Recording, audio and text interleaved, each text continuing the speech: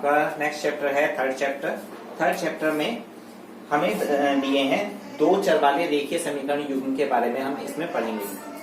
तो इसमें 3.1 first exercise है। फर्स्ट एक्सरसाइज में हमें क्या दिया है, हमें दिया है एक व्यक्ति है आफ्ताब और अपनी पुत्री से वो कहता है कि 7 वर्ष पूर्व मैं तुमसे 7 गुनी आयु का था और अब से 3 वर्ष बाद मैं तुमसे 3 गुनी आयु का रह जाऊंगा। तो इस कंडीशन में पूछा है कि दोनों की जो रेखीय समीकरण बनेगी उसका हमें ग्राफीय निरूपण दिखाना है। मतलब इनकी रेखीय समीकरण बतानी है और उसके बाद जो ग्राफीय निरूपण होगा वो हमें बताना है, मतलब उसे का ग्राफ बना के हमें दिखाना है। तो देखो कैसे करेंगे। सबसे पहले क्या लिखेंगे हम, हमारे पास दिया है, हम मान लेंगे आफ्ताब की वर्तमान आयु।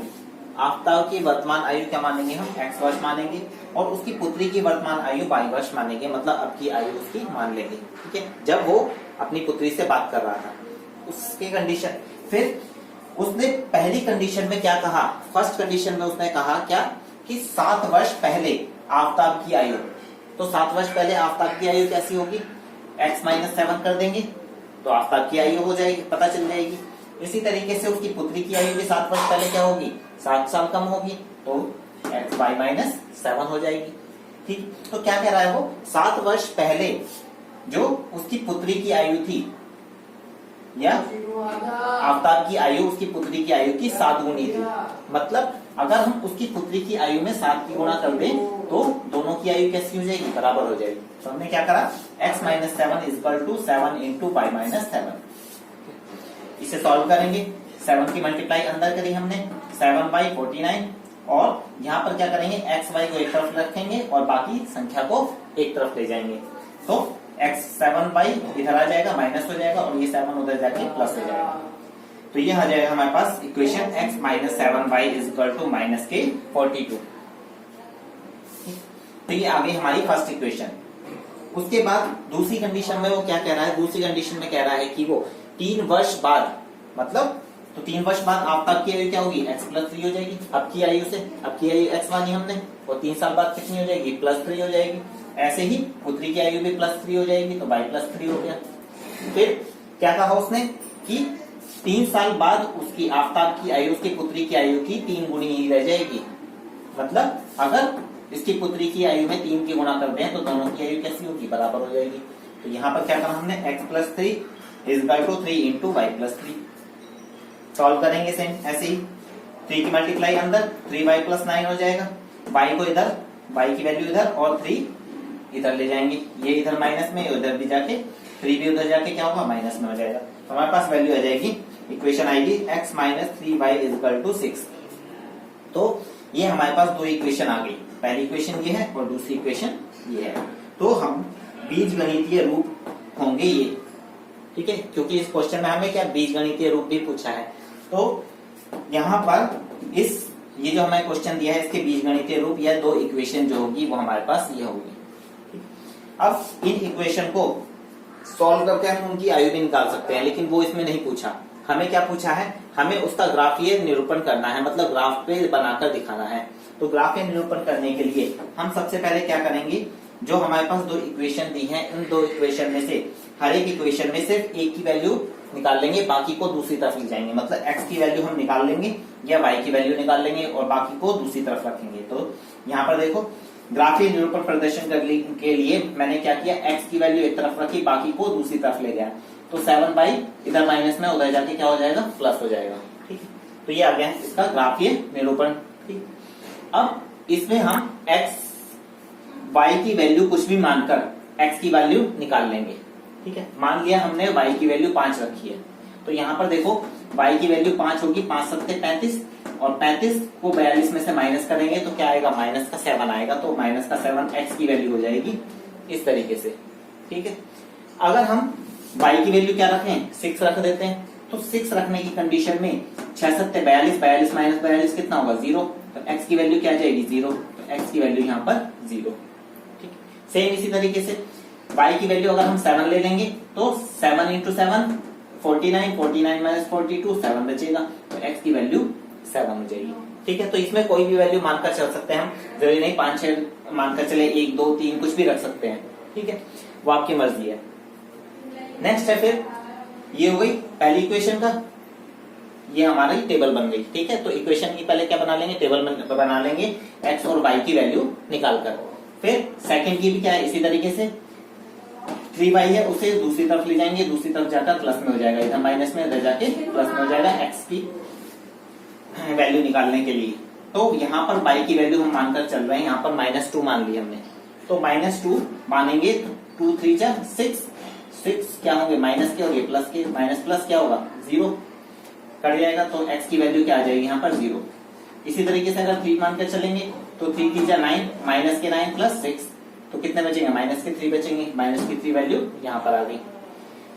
अगर 0 मानकर चलते हैं y की वैल्यू, तो ये वैल्यू कितनी हो जाएगी 0, तो हमारे पास क्या बचेगा x की वैल्यू 6 बचेगी, तो x की वैल्यू यहाँ पर 6 आ गई। ठीक है, तो इस तरीके से हमने इनकी टेबल बना ली है। अब इनको ग्राफ पे हम दिखाएंगे, ग्राफ पर कैसे दिखाएंगे, ये देखो यहाँ पर ग्राफ इस टाइप का होता है। ठीक है, ग्राफ कॉपी देखी होगी आपने, ग्राफ किस टाइप से होती है, इस टाइप से होती है, इधर सारे प्लस में देते हैं, इधर माइनस में, नीचे भी माइनस में और ऊपर प्लस में।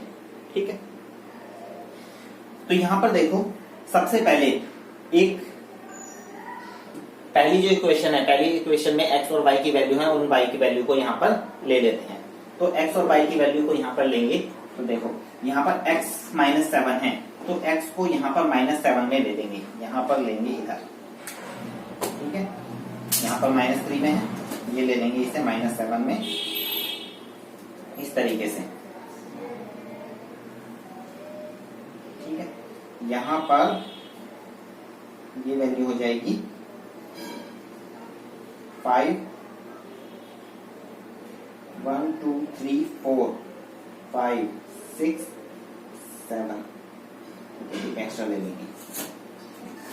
तो यहाँ पर देखो ये आ गया माइनस का 4, माइनस का 5, माइनस का 6, ये माइनस का 7। ठीक है, तो इस यहाँ पर और ये हो जाएगा माइनस का 8। ठीक है, अगर इसे हटा देते हैं, ठीक, माइनस का 8 हो गया। अब हमें क्या लेना है, माइनस के 7 से लेना है। माइनस का 7 x की वैल्यू है, तो x की वैल्यू माइनस का 7 यहाँ पर होगी, और y की वैल्यू 5 है, तो y की वैल्यू कहाँ है, ये हमारा x एक्सिस है और ये हमारी y एक्सिस है। ठीक है, तो ये ध्यान रखना इसमें, ये हमारी क्या होगी y एक्सिस होगी, ऊपर यहाँ पे प्लस में और इधर माइनस में, ऐसे ही यहाँ पे x इधर प्लस में और इधर माइनस में। ठीक, तो 7 माइनस इधर है और यहाँ पर y की वैल्यू कितनी है 5 है, तो यहाँ पर y की वैल्यू 5 लेंगे इस टाइप से। ठीक है, तो यहाँ पर ये देखो इस टाइप से यहाँ पर ये 5 पर ले लेंगे, एक इक्वेशन लगभग 7 के इक्वल, और इसी तरीके से 7 पर लेंगे यहाँ पर, तो ये यहाँ पर क्रॉस कर रहा है, तो यहाँ पर हमारा पॉइंट आ जाएगा।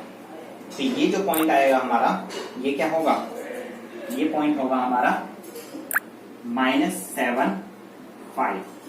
ठीक है, तो इस पॉइंट को हम इस तरीके से डिनोट करेंगे, -7 और 5। अब यहाँ पर क्योंकि यहाँ पर 2 की वैल्यू होती है, एक x की वैल्यू होती है, हमेशा x की वैल्यू पहले लिखते हैं और y की वैल्यू बाद में लिखते हैं। ठीक, अब लेंगे 0 और 6, तो 0 तो यहीं पर रहेगा। ठीक है, x हो या y हो, दोनों के लिए 0 यहीं पर रहेगा, और उसके बाद लेंगे 6 है y की वैल्यू, तो 6 हो गई यहाँ पर, तो ये पॉइंट आ गया कितना, ये पॉइंट हो गया हमारा 0 6। फिर नेक्स्ट पॉइंट है 7 तो 7 यहाँ भी प्लस में है और यहाँ भी प्लस में है, तो दोनों को देखेंगे यहाँ पर इक्वल कंडीशन में देखेंगे, लाइन खींचकर यहाँ पर इस तरीके से।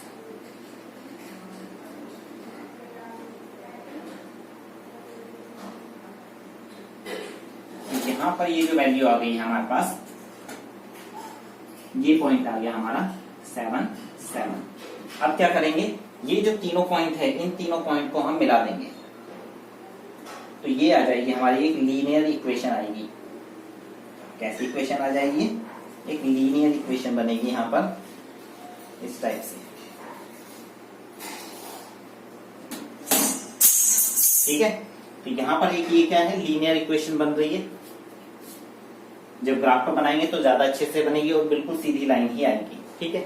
उसके बाद फिर अब सेकंड को लेंगे, सेकंड में लेंगे हम 0 -2, तो 0 हमारी x की वैल्यू हो गई और -2 यहाँ पर आ गया y का। इसी तरीके से -3 तो यहाँ पर देखो -3 यहाँ पर इस टाइप से, और ये -3 भी यहाँ पर, ये पॉइंट आ गया यहाँ पर, ठीक है। ये आ गया हमारा 0 और -2, और ये आ गया -3 और -3। फिर है 0 और 6, 0 यहाँ पर है, सॉरी 6 यहाँ पर है, और 0 यहीं पर रहेगा हमारा, y की वैल्यू यहीं पर है, ठीक है। तो ये पॉइंट आ गया हमारा 0, वो सॉरी 6 एंड 0। अब सेम इसी तरीके से हम इन तीनों को भी लाइन से खींच देंगे।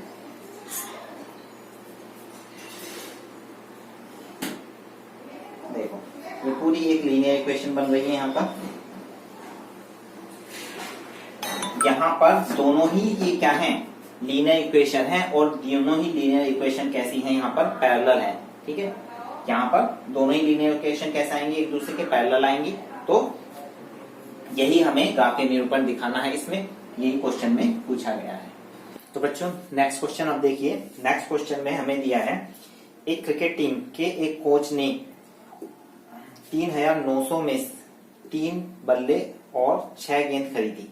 बाद में उसने एक बल्ला और इसी प्रकार की 3 गेंद खरीदी, कितने में, 1300 रुपए में। तो इस स्थिति में इसका बीजगणितीय निरूपण बताना है और ग्राफीय निरूपण हमें प्रदर्शित करना है, ठीक है।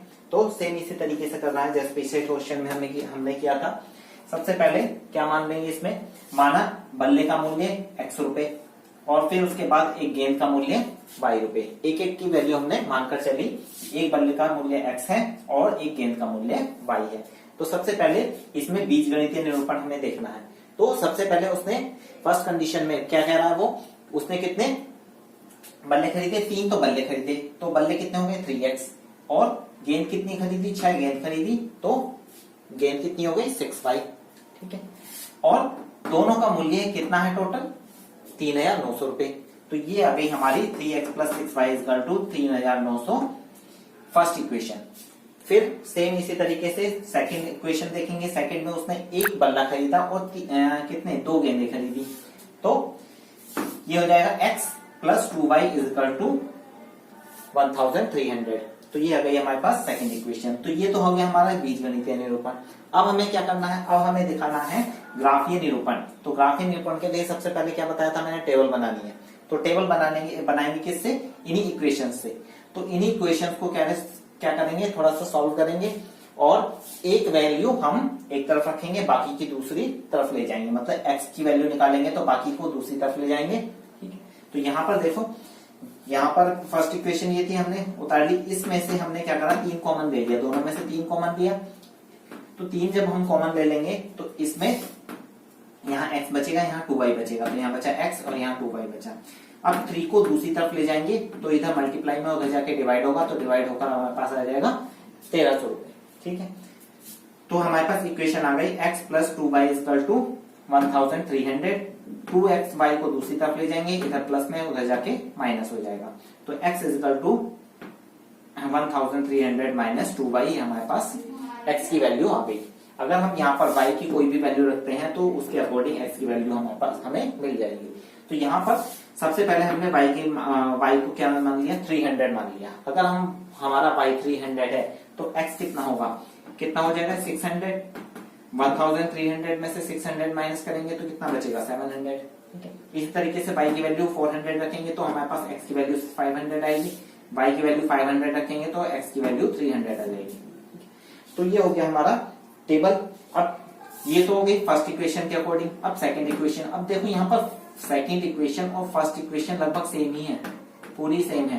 तो यहाँ पर सेकंड इक्वेशन भी की टेबल भी हमारी बिल्कुल सेम हो जाएगी, ठीक है। अब हमें क्या करना है, इसे ग्राफ पर दिखाना है। तो यहाँ पर ये ले लिया हमने ग्राफ, सारी पॉजिटिव संख्याएं हैं, ठीक है, इसलिए नेगेटिव लेने की हमें जरूरत ही नहीं है, ठीक। तो सबसे पहले हम देखेंगे x कितना है 700, y कितना है 300। तो यहाँ पर देख लेंगे x कितना है 700, तो 700 पर हमारा ये x आ गया यहां से, ठीक है। 700 और यहां पर होगा 300, तो ये हमारी वैल्यू इस टाइप से लगभग यहां पर ये पॉइंट आ जाएगा हमारा, कौन सा, 700 और 300। फर्स्ट पॉइंट मिल गया। सेकंड पॉइंट हमें देखना है, सेकंड पॉइंट क्या है, 400 500। तो यहां पर देखो 400 ये रहा और 500 ये रहा, तो यहां से ले लेंगे 400 और ये 500 यहां पर, तो ये आ जाएगा हमारा 400 और 500, 400 और 500। तो हमेशा ध्यान रखना, पहले हम x की वैल्यू रखते हैं और उसके बाद हम y की वैल्यू रखते हैं। फिर थर्ड वैल्यू में क्या है, 500 है, वो सॉरी 300 है और 500 है, तो 300 500 ले लेंगे। यहां पर एक गलती हो गई है, इसे थोड़ा सा सही करेंगे। यहां पर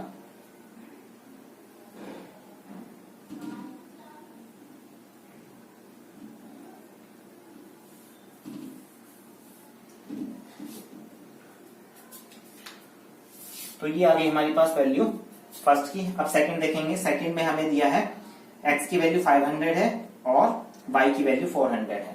तो x पर ये हमारा x एक्सिस है, ठीक है, इस डायरेक्शन में, और ये हमारा y एक्सिस है ऊपर की डायरेक्शन में, ठीक है। तो यहाँ पर x की वैल्यू हमारी क्या है 500 और y की कितनी है 400। तो यहाँ पर इसी के पैरेलल लेंगे एक लाइन और यहां से ये पॉइंट आ जाएगा हमारा यहां पर कितना 500 एंड 400, ये आ गया हमारा सेकंड पॉइंट। अब देखेंगे थर्ड पॉइंट। थर्ड पॉइंट हमारा कितना है 300 500। तो यहां देखेंगे 300 लेंगे ऊपर की तरफ और ये हो जाएगा हमारा 500। तो यहां पर ये पॉइंट आ गया हमारा 300 और 500। अब जो तीनों पॉइंट है, इन तीनों पॉइंट को हम स्केल से मिलाएंगे और हमारे पास एक लीनियर इक्वेशन, लीनियर लाइन मिल जाएगी हमें। तो ये हो गई हमारी एक लीनियर लाइन। क्योंकि हमारी फर्स्ट लाइन की वैल्यू और सेकंड लाइन की वैल्यू दोनों सेम है, इसीलिए दोनों लाइनों के लिए हमारी दोनों एक दूसरे पर कैसी हैं, यहाँ पर संपाती हैं, एक दूसरे के ऊपर आ रही हैं, ठीक है। तो इस तरीके से यहाँ पर ग्राफिक निरूपण हो गया है। उसके बाद नेक्स्ट क्वेश्चन हमें दिया है, थर्ड क्वेश्चन है। इसमें दिया है 2 किलोग्राम सेब 1 किलोग्राम अंगूर का मूल्य किसी दिन 160 था, 1 महीने बाद 4 किलोग्राम और 2 किलोग्राम अंगूर का मूल्य कितना हो जाता है 300 रुपए हो जाता है। तो इसके लिए भी क्या करेंगे, ग्राफिक निरूपण सेम इसी तरीके से। पहली इक्वेशन हमारी देखो, सिंपली मैं बता देता हूं। थर्ड क्वेश्चन के लिए क्या हो जाएगा, 2 किलोग्राम सेब है तो सेब को मान लिया x, तो ये हो जाएगा 2x प्लस, और अंगूर कितने 1 kilogram, y is equal to कितना है 160। ये हो गई पहली इक्वेशन। और दूसरी इक्वेशन हो जाएगी हमारे पास 4x plus 2y is equal to 300। तो सेम इसको भी हम इसी तरीके से ग्राफिक निरूपण पर, ग्राफ पर दिखाएंगे निरूपित करके, ठीक है। तो ये वाला क्वेश्चन आपको खुद करना है। अगर किसी को कुछ भी समझ में नहीं आता तो वो मुझसे कमेंट करके पूछ सकते हैं, ठीक है। Thank you.